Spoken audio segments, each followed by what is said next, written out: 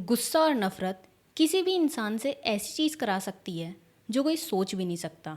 फिर चाहे वो खून का रिश्ता हो या फिर दूर का रिश्ता, इंसान के अंदर जलती है तो सिर्फ बदले की आग। और जब तक वो इंसान अपना बदला नहीं ले लेता वो शांत नहीं बैठता। आज का केस भी ऐसा ही है, जहाँ एक भाई ने अपनी ही बहन और जीजा को जान से मार दिया, वो भी सिर्फ अपनी नफरत के चलते जो उसने इतने सालों तक अपने अंदर पनपने दी। तो आखिर क्या है पूरा मामला, चलिए जानते हैं आज की इस वीडियो में। Hey everyone, welcome back to the another video. I am Bhavna and you are watching Bhavna clips. 13 जून 2023 को उत्तराखंड की राजधानी देहरादून के क्लेमेंट टाउन के पुलिस स्टेशन में किसी आदमी का कॉल आया। उसने पुलिस को बताया कि उनके पड़ोस के एक मकान से बहुत गंदी बदबू आ रही है और ये बदबू धीरे धीरे बढ़ती ही जा रही है और बदबू ऐसी खतरनाक है कि वहां पर खड़ा होना भी मुश्किल हो रहा है। उसने बताया कि जब उन्होंने दरवाजे को पीटना शुरू किया तो अंदर से अचानक किसी बच्चे की रोने की आवाज़ आने लगी, जिससे उन लोगों को लगा कि शायद घर में कोई ना कोई तो ज़रूर है।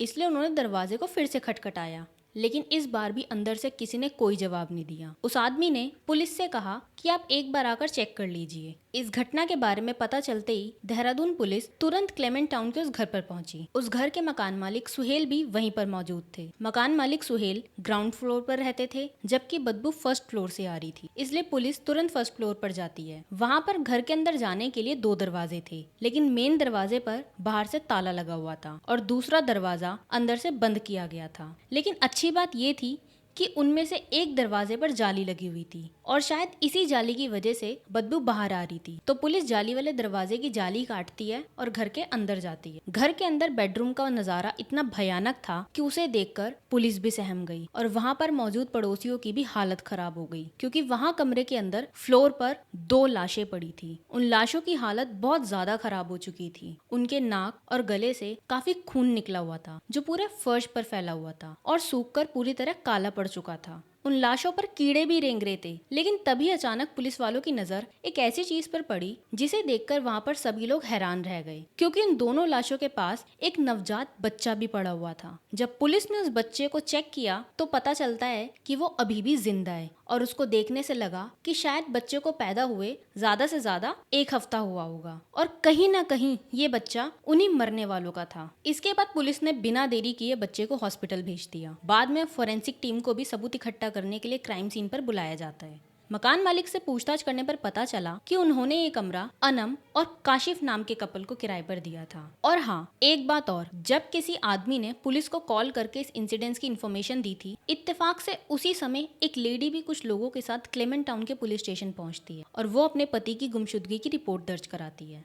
वो बताती है कि उसका पति 10 जून से फोन नहीं उठा रहा था, जबकि वो लगातार उसको फोन कर रही थी और फिर 12 जून से उसका फोन भी स्विच ऑफ आ रहा था, जिसके बाद 13 जून को परेशान होकर उसे पुलिस के पास जाना पड़ा। उस लेडी ने बताया कि वैसे तो उनका घर उत्तर प्रदेश के सहारनपुर जिले में है, लेकिन कई दिनों से पति से बात ना होने की वजह से वो सहारनपुर से देहरादून आई थी, क्योंकि उसका पति देहरादून में ही काम करता था और वहीं पर रहता था। इधर काशिफ और अनम की बात करें तो उनके घर में किसी तीसरे इंसान के आने की आशंका नहीं लग रही थी, क्योंकि घर में सारा सामान अपनी जगह पर ठीक ठाक रखा हुआ था, यानी घर से कुछ भी गायब नहीं हुआ था। साथ ही एक दरवाजे पर बाहर से ताला लगा हुआ था और दूसरे दरवाजे में अंदर से कुंडी लगी हुई थी। पुलिस को लगा कि शायद इस कपल ने सुसाइड किया है, लेकिन फिर पुलिस को लगा कि कोई भी इंसान खुद को इतनी तकलीफ देकर क्यों ही मारेगा। और वैसे भी आमतौर पर देखा गया है कि अगर कोई भी सुसाइड करता है तो वो अक्सर फांसी लगाता है। यही चीज पुलिस को सोचने पर मजबूर कर रही थी। और सबसे बड़ी बात ये थी कि वहाँ पर 1 हफ्ते का बच्चा भी जिंदा पड़ा हुआ था। अगर उन्होंने सुसाइड की थी तो फिर उन्होंने बच्चे को तड़पने के लिए क्यों छोड़ दिया था, और अगर ये मर्डर हुआ था तो फिर जरूर कोई ना कोई यहाँ पर आया था। पुलिस के मन में ऐसे ही हजारों सवाल चल रहे थे। इसके बाद पुलिस ने उन बॉडीज को पोस्टमार्टम के लिए हॉस्पिटल भिजवा दिया। मकान मालिक से बात करने पर पता चला कि काशिफ और अनम इस घटना से 4 महीने पहले यहाँ शिफ्ट हुए थे। जब वो यहाँ शिफ्ट हुए थे तो उस दौरान अनम प्रेग्नेंट थी। इसके बाद वो दोनों 8 जून को किसी प्राइवेट हॉस्पिटल में गए, जहाँ पर अनम ने एक बच्चे को जन्म दिया और फिर 10 जून को वो लोग घर वापस आ गए। मकान मालिक ने बताया कि उसके बाद से ये लोग घर से बाहर नहीं निकले। पुलिस मर्डर और खुदकुशी में कंफ्यूज हो रही थी और पोस्टमार्टम रिपोर्ट में भी कुछ खास पता नहीं चला, क्योंकि बॉडी पूरी तरह से सड़ चुकी थी। इसके बाद पुलिस ने मरने वालों के घर वालों का पता लगाकर उनसे पूछताछ करनी शुरू की, क्योंकि मरने वालों के बारे में अब उनसे ही कुछ पता चल सकता था। पूछताछ करने पर पता चला कि काशिफ का घर सहारनपुर में था। साथ ही ये भी पता चला कि सहारनपुर में काशिफ की एक और वाइफ है, यानी उसकी पहले ही शादी हो चुकी थी और अनम उसकी दूसरी वाइफ थी। उसकी पहली वाइफ का नाम नुसरत था। नुसरत और काशिफ का एक बेटा भी था। अब ये सारी बातें पता चलते ही पुलिस के निशाने पर काशिफ की पहली वाइफ नुसरत आ जाती है। पुलिस को लगा कि शायद वो अपने पति की दूसरी शादी से खुश ना हो, इसलिए उसने उनका मर्डर करवा दिया। इस घटना के 2 दिन बाद जब नुसरत के बारे में पता चला तो पुलिस की एक टीम देहरादून में सहारनपुर के लिए रवाना हो गई। नुसरत अपने ससुराल में ही थी। पुलिस ने यहाँ पहुंचकर नुसरत से पूछताछ की तो नुसरत ने बताया कि उसका अपने पति से दूसरी शादी को लेकर कोई विवाद नहीं था, यानी दूसरी शादी के बाद भी उनके बीच अच्छे रिलेशंस थे। नुसरत ने बताया कि उसकी हर रोज फोन पर बात होती थी, लेकिन अचानक से 10 जून के बाद काशिफ ने फोन उठाना बंद कर दिया और फिर 12 जून को अचानक उसका फोन स्विच ऑफ हो गया, जिसकी वजह से नुसरत 13 जून को खुद अपने पति की गुमशुदगी को लेकर देहरादून पहुंची थी। वहां जाकर उसने क्लेमेंट टाउन थाने में कंप्लेन भी रजिस्टर्ड कराई थी। पुलिस ने कंफर्मेशन के लिए थाने में चेक करवाया तो पता चला कि सच में नुसरत ने कंप्लेंट कराई थी। काशिफ के फादर मोहसिन का भी यही कहना था कि उनकी बहू अपने पति के साथ ऐसा कभी नहीं कर सकती। काशिफ जेसीबी और क्रेन ऑपरेटर था। ये देहरादून में काम करता था।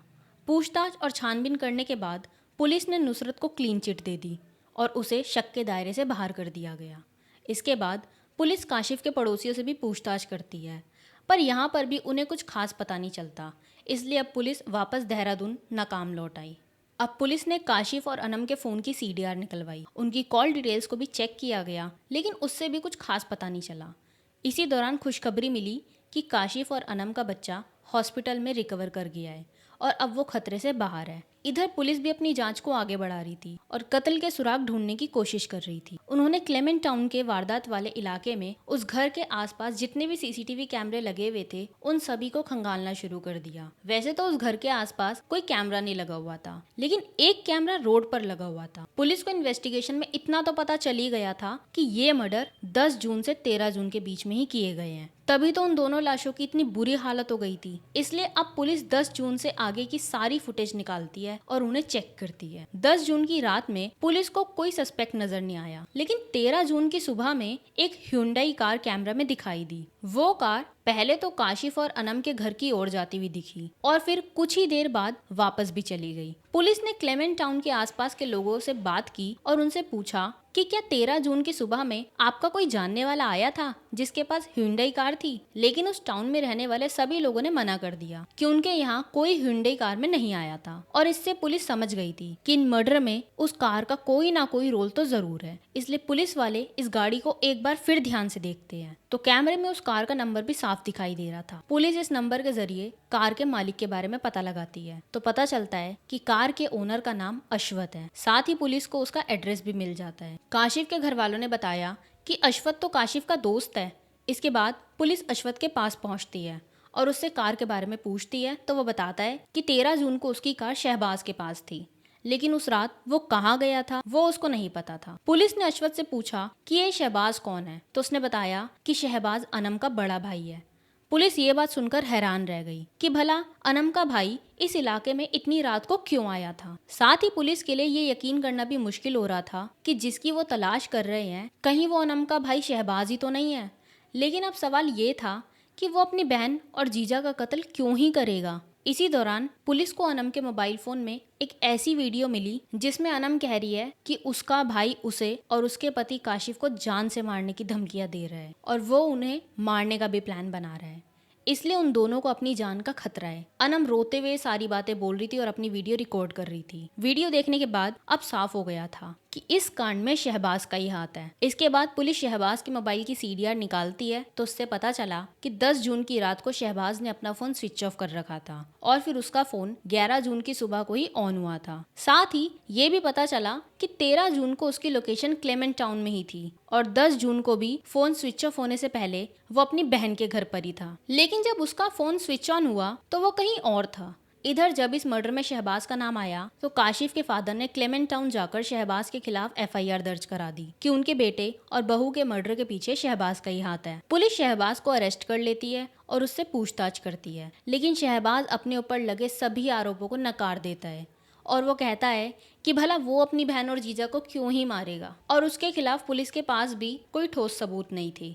लेकिन पुलिस ने वो सीसीटीवी फुटेज, शहबाज की लोकेशन, उसके फ़ोन का स्विच ऑफ होना और अशवत का बयान, जो कि शहबाज ने उस दिन उससे कार मांगी थी, ये सारी चीज़ पुलिस ने शहबाज के सामने रखी और फिर उससे कड़ाई से पूछताछ की तो वो जल्दी ही टूट गया और उसने अपना सारा क्राइम कन्फेस कर लिया कि उसने अपनी बहन अनम और काशिफ का मर्डर किया है और उनके बच्चे को जिंदा इसलिए छोड़ दिया था क्योंकि इस बच्चे का जन्म 9 जून को ही हुआ था। इसलिए उसने सोचा कि बच्चा छोटा है, भूखा रहने से वो खुद ही मर जाएगा। दरअसल शहबाज और काशिफ दोनों एक ही गांव के रहने वाले थे, वो दोनों दोस्त भी थे। और फिर काशिफ ने शहबाज की बहन अनम से शादी कर ली थी, जिसके बाद उनकी दोस्ती रिश्ते में बदल गई थी। इतना ही नहीं, काशिफ ने शहबाज को देहरादून घूमने के लिए भी बुलाया था और वो लोग घूमने के लिए भी जाते हैं। शहबाज के दिल में तो पहले से ही काशिफ के लिए बहुत गुस्सा था। शहबाज ने सोचा था कि वो देवभूमि में ही काशिफ का खेल ख़त्म कर देगा, लेकिन वो भीड़ भाड़ वाला इलाका था, जिसकी वजह से उसने अपना प्लान कैंसिल कर दिया। घूमने फिरने के बाद ये दोनों शायद वापस क्लेमेंट टाउन में अपने घर चले आते हैं। इसके बाद 10 जून तक शहबाज अपने जीजा, काशिफ और अपनी बहन के साथ उनके किराए के घर में ही रहता है। 10 जून की रात को जब सभी लोग डिनर करके अपने अपने रूम में सोने के लिए गए थे तो देर रात शहबाज किचन में जाता है और वहां से चाकू लेकर आता है। अब 9 जून को अनम ने एक बच्चे को जन्म दिया था, इसलिए दोनों पति पत्नी उस दिन हॉस्पिटल में थे और काफ़ी थके हुए थे, जिसकी वजह से 10 जून की रात को वो काफ़ी गहरी नींद में सो गए थे। शहबाज चाकू लेकर अपनी बहन के कमरे में गया और वहां सो रहे उसके पति काशिफ का गला चाकू से रेत दिया। काशिफ उसको रोकने की कोशिश करता है, वो चिल्लाने की भी कोशिश करता है, लेकिन शहबाज ने उसके शरीर पर ताबड़तोड़ चाकू से हमला कर दिया, जिससे काशिफ की मौके पर ही मौत हो गई। इसी बीच उसकी बहन अनम की भी नींद खुल गई। उसने अपनी आंखों के सामने अपने भाई के हाथों अपने पति को मरते हुए देखा। वो अपने भाई को रोकने की कोशिश करती है, लेकिन तब तक बहुत देर हो चुकी थी। शहबाज यहाँ पर भी नहीं रुका। काशिफ को मौत के घाट उतारने के बाद शहबाज ने अपनी बहन को भी आसानी से काबू कर लिया, क्योंकि एक दिन पहले अनम लेबर पेन में थी, इसलिए वो बहुत कमजोर हो गई थी, जिसकी वजह से उसने उसको आसानी से दबोच लिया और फिर उसने गला दबाकर अनम को भी खत्म कर दिया। उसने गला रेत करके चाकू से, छोटा वाला चाकू होता है एक आर्यनुमा, उससे उसका गला रेता। उसके बीच जब उसकी बहन उठ गई थी तो उस बहन अपने बहन का भी जो है उसने मुंह दबा करके, गला दबा करके और मुंह दबा करके उसने उसको मार दिया। इसके बाद शहबाज एक दरवाजे के अंदर से कुंडी लगाता है और दूसरे दरवाजे को बाहर से ताला लगाकर चुपचाप वहां से निकल जाता है। और फिर 13 जून की सुबह को वो अपने दोस्त अशवत की कार लेकर दोबारा बहन के घर आता है और ताला खोलकर घर के अंदर चला जाता है। लेकिन जैसे ही वो घर के अंदर जाता है तो वहां का सीन देखकर उसके होश खराब हो जाते हैं, क्योंकि उस पूरे बेडरूम में खून ही खून फैला हुआ था, जो पूरी तरह से सूख चुका था।